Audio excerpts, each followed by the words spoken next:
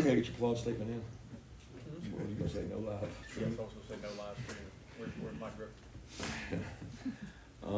Two reminders first, the Mental Health Awareness Week, we'll be wearing the ribbon on the helmets. I wanna remind people of that. And then also the 10K day in Stegman. I guess that's Friday night for our volleyball team. It's really important. We try to turn out and get that thing, get those numbers up there as high as we can. And I know you guys wanna know about Colbie and wanted to ask about it, but it's a pending legal matter and I don't have any answers right now and have not even had a chance to talk to him yet. So I can't answer any questions about it right now. With that, I'll open it up to you guys' questions.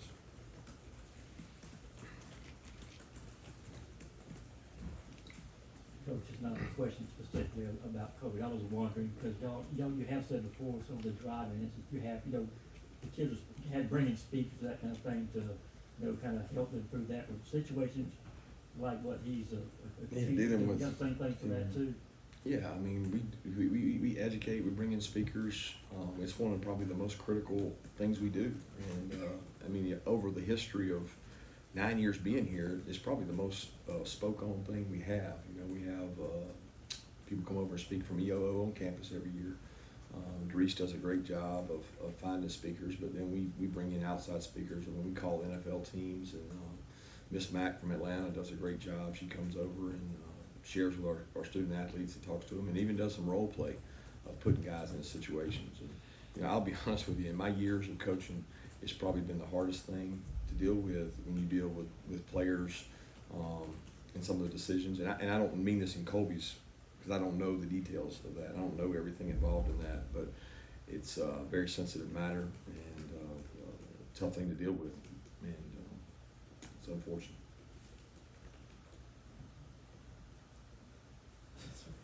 You said that you haven't talked to Colbie yet, Correct. So he's not practicing yet. Is there a chance he will this week, and is there a chance he'll play? Again, I don't. It's a pending legal matter, so you know what I mean. He's not with us right now. He's not with us today. I haven't had a chance to talk to him. Yeah, Coach. How many different offenses are playing with fast pace similar to Mississippi State? I know this sounds weird, but do you guys ever get comfortable with it? Did you ever get used to seeing an offense that plays with that much pace? I don't know if you can get comfortable with it. I'll be honest with you. It's hard. It's hard to simulate.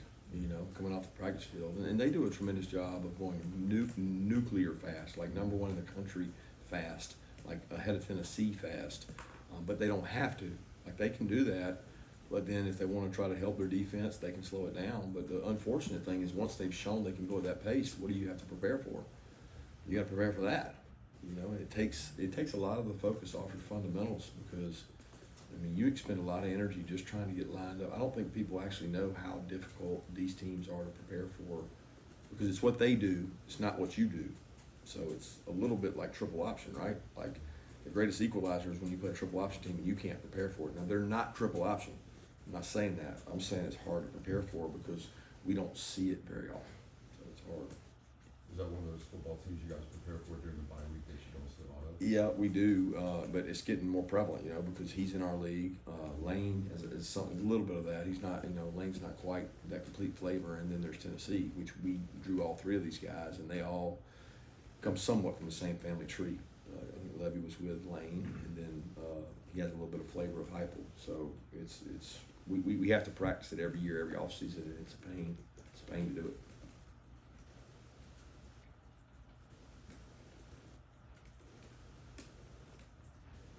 Coach, I know, freshman running back, we ask you all the time about that pass pro and that kind of thing. That's how it's one of the more difficult things for him to pick up.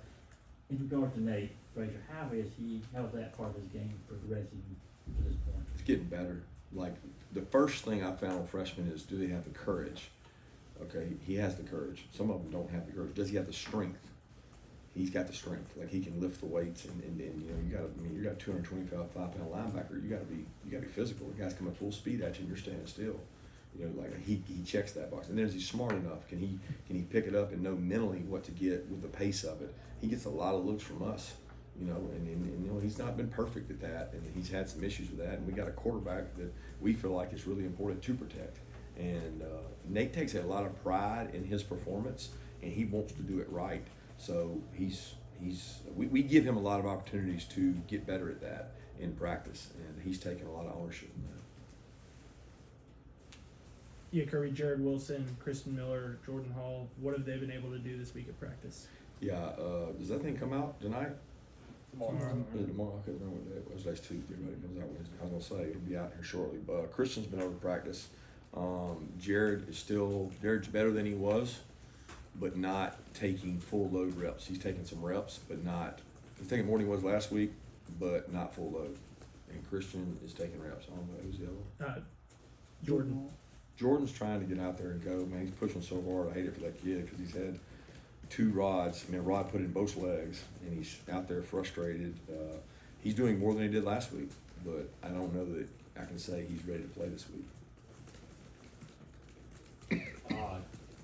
This afternoon, the D1 committee shortened the portal window to December 9th to 28th. What are your thoughts on that? Yeah, I'd heard that was a possibility. What was it before? 30 days maybe? Yeah. Well, so yeah, now it's 30 and 15, yeah. total for spring and. They shrunk the December window, right? Yeah. And it starts after our signing date, which was the purpose of moving signing date up. They wanted to be able to sign your class, and they wanted to shrink the window there some. I think it's going to be really weird because you got this playoff thing going on. So like, you know, there's some people that feel like in the midst of a playoff, you're going to have guys that are maybe frustrated or unhappy on a team that's on a playoff run, and they're going to be checking out. So, but that has nothing to do with them shortening it, because I mean that was going to happen inevitably anyway.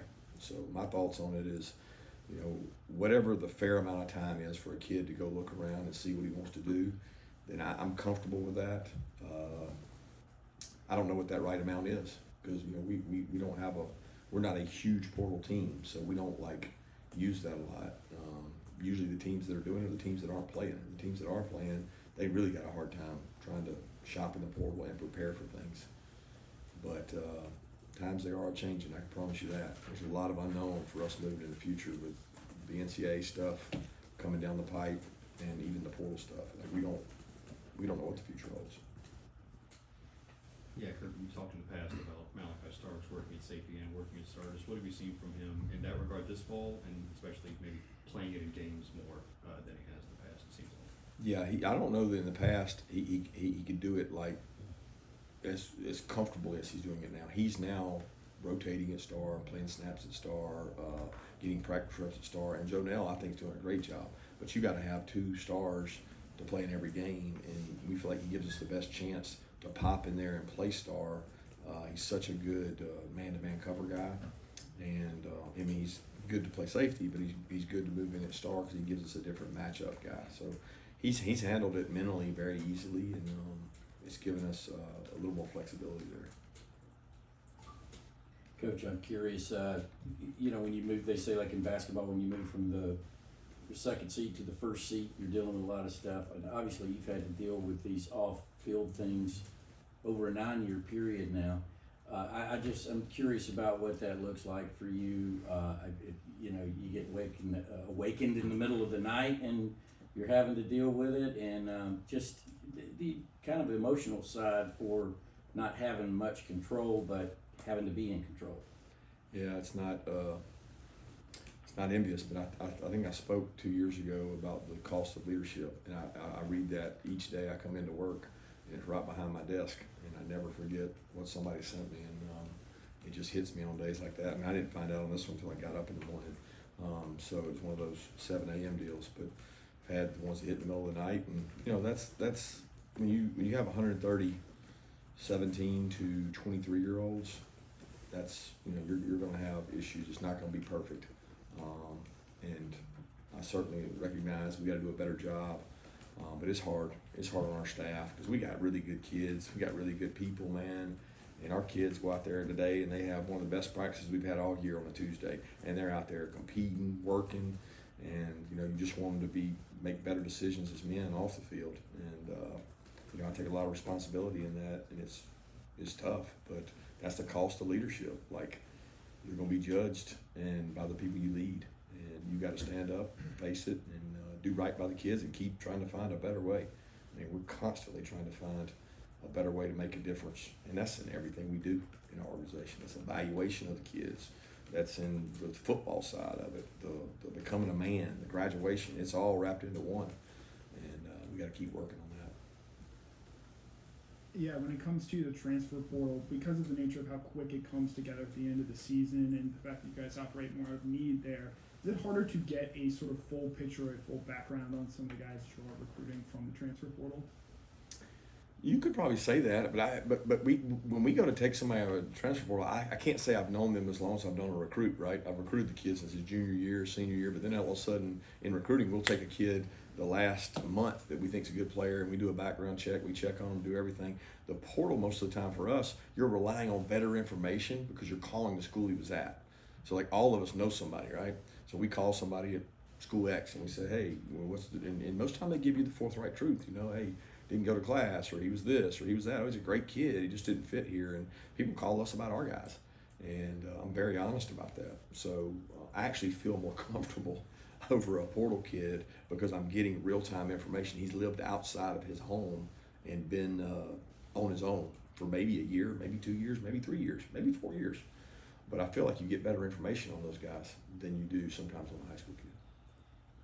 Are you talking to your team about Vanderbilt and Arkansas, what they did last week, given that you guys are big favorites this week?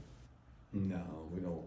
I mean, we don't rely on the motivation of others, and I don't know. I just don't think that's a great way to go about things. We're really focusing on pride and performance this week, and I've got a great analogy. Somebody sent me and said if they were doing a Netflix documentary on you this week, who would you want to watch it? And would they like approve? Would you send it to your parents? Would you send it to an NFL team if they did a Netflix documentary on your performance and your pride and how you practiced this week? And I was shocked. They must have all thought the Netflix documentary was on them today because they practiced as good as they have ever done. So just give them a little attention and they eat it up. Kirby, aside from health, what do you feel like has been the biggest difference for Tyrion this season, just as he's made a bigger impact? Ty? Yeah. Health, as you said, besides health, his work ethic. I mean, he's always been a pretty good football player. He's a great kid. He's been in the dumps because of his foot. And so you'd see him every day and he had no smile on his face. He's got a beautiful, great mom, and she's been in great communication with us. He considered the portal at one time, and he talked about his frustrations, but it was really more out of injury than it was anything else. And I remind him every day that he's out there working because sometimes he needs a little motivation to work. And I'm like, you could be over there riding that bike. You could be over there, lifting and not practicing. And he gets a little more juice and practices a little harder. And he sometimes woe is me, but he's a great kid. And I enjoy coaching him. And he's played really good football this year, I think, because he had a great camp. And he had really good camp practices, and it's helped him to play better. Kirby, we'll get a chance to talk to Lawson in a few minutes. What do you feel like he's brought to this offense in his sophomore year? He has a little nastiness to him. He's a little bit of one of those guys that he doesn't have the anxiety maybe of others. He's his uncle's played here. He grew up playing football his whole life. He doesn't get all pouty if a coach gets on him.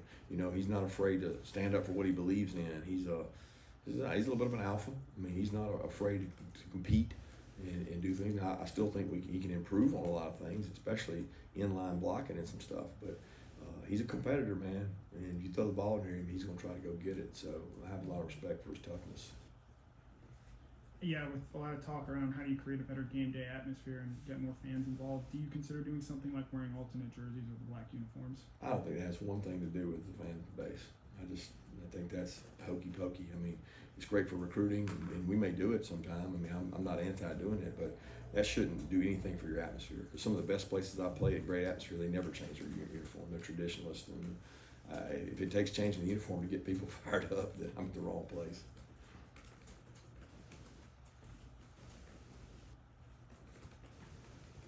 Yeah, to follow up on that fan engagement and that kind of stuff, just knowing how Josh Brooks is, and that you said anything Saturday. Has there been a meeting? Has there been conferences to discuss, hey, what can we do to sort of alleviate this and address it?